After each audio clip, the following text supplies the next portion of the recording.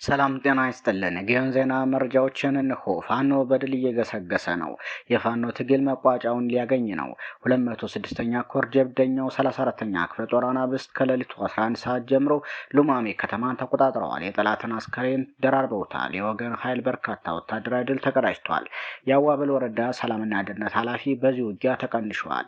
በተያያዘም የጠላት አመራሩ አመሻሹን ተቀንሸዋል። የፋኖ ትግል በመውጣት ወደ ጠላት ከርቶ ቢቆይም የብልጽግናን ከንቱ መንደፋደፍ በቅርበት አይቶ በመረዳት ነሐሴ 2 ቀን 2018 ዓ.ም ደንበጫ አንጀኔ ታዳጊ ከተማ ከመሸገው የጠላት ኃይል መከላከል በሚሰራቸው አማራ ጠል ተግባሩ ልዩ የነበረውን መቶ አለቃ ከነ አጃቢዎቹ በመሸኘት ወደ ቀድሞ ተቋሙ ተመልሰዋል። ኦፕሬሽኑን ፈጽሞ የተመለሰው አርበኛ በአፋብን ቴዎድሮስ 109ኛ ኮር 99ኛ ክፍለ ጦር በኢንጂነር ክብር ተመስገን ሻለቃ ደማቅ አቀባበል ተደርጎለታል።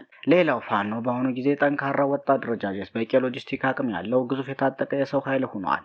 ፋኖ ሰራዊቱን እያበዛ ተከታታይ ስልጠናዎችን እየሰጠ ያሉትን ደግሞ እያበቃ ራዕይ ያለው አቅም ያለው የማይበጋ ሰራዊት እየፈጠረ ይገኛል። ፋኖ ከመከላከል አልፎ በጦር ግንባር ፊት ለፊት ታንክ ከታጠቀ ሰራዊት ጋር የሚፋለም ተፋልሞ ምሽግ የሚሰብር ጠላት የሚደመስስ የሚማርክ ከተሞችን ስትራቴጂካዊ ቦታዎችን መያዝ የሚችል አቅምም ገንብተዋል። የፋኖ ኃይሎች የድርጅት ሰንሰለትን የሚያከብሩ በምግባር የታነጹ መሆናቸው እውን ከሆነ ከራርመዋል። ፋኖ የምርኮኛ አያያዝን የሚያከብር መመሪያዎችን የሚከተል ብቁ ህዝባዊ ወታደርም ሆኗል። ፋኖ ደጀን ህዝቡን ጊዜያዊ መንግስት በማዘጋጀት በህግና አግባብ በትክክለኛው የህግ አግባብ የማስተዳደር ኃላፊነትም ጨምሮ ይዘዋል።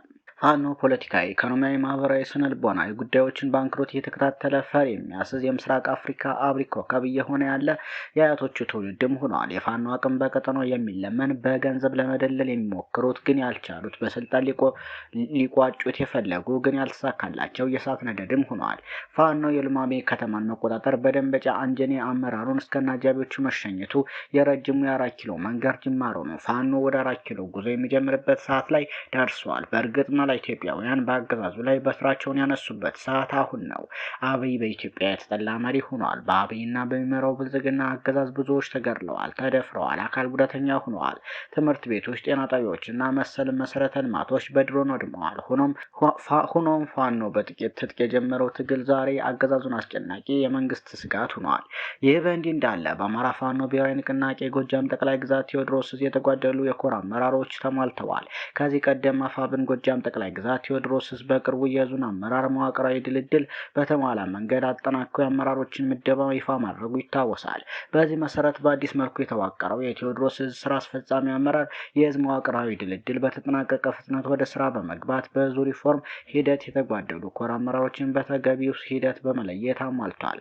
በዙ ሪፎርም ሂደት የተጓደሉ የኮር አመራሮችን ፍትሐዊ በሆነ መንገድ ለማሟላት ከአዲሱና ከነባሩ ስራ አስፈጻሚ 11 የኮሚቴ አባላትን በማዋቀር አስፈላጊ መመዘኛ መስፈርቶችን በማውጣት ወደ ኃላፊነት የሚመጡ የኮር አመራሮች ተገቢውን የምዘና ሂደቶችን እንዲያልፉ አድርጓል። በዚህ ሂደት ኮሚቴው የተጓደሉ የኮር አመራሮችን በመስፈርቱ መሰረት በፍጥነት በመለየትና በማጠናቀቅ ለአዲሱ የቴዎድሮስ ስራ አስፈጻሚ አባላት በእጩነት አቅርበዋል። በእጩነት በቀረቡት አመራሮች ዙሪያ ተገቢውን ውይይት በማካሄድ በማጽደቅ የቴዎድሮስ የተጓደሉ የኮር አመራሮችን ምደባ አጠናቋል። በዚህም መሰረት 102ኛ ኮር ሰብሳቢ አብነት ተጫና፣ ምክትል ሰብሳቢው አለልኝ አያና፣ ህዝብ ግንኙነት መምሪያው ይበልጣል ወርቄ፣ ፖለቲካ መምሪያ ኃላፊ ጌታውን በሬ፣ ዘመቻ መምሪያው 10 አለቃ ሁነኛው አንተነ ሲሆኑ 105ኛ ኮር ደግሞ ሰብሳቢ የኔነህ ፋንታሁን፣ ምክትል ሰብሳቢ ዳኘ በሪሁን፣ ጦር አዛዥ 50 አለቃ ደሞዝ ግርማ፣ ምክትል ጦር አዛዥ እንዳሻው ጌታና፣ ምክትል ዘመቻ መምሪያ ኃላፊ 10 አለቃ አንዳርግ፣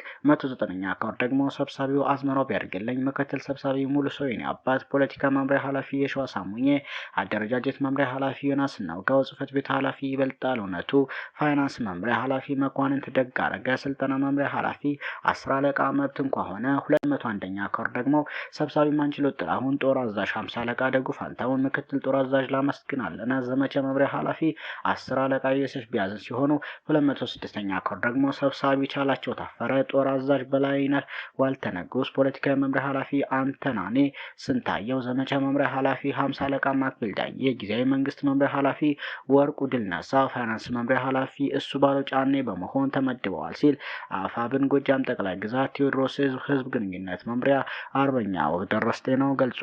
ሰሞነኛ መረጃዎች እነኝን ይመስሉ ነበር።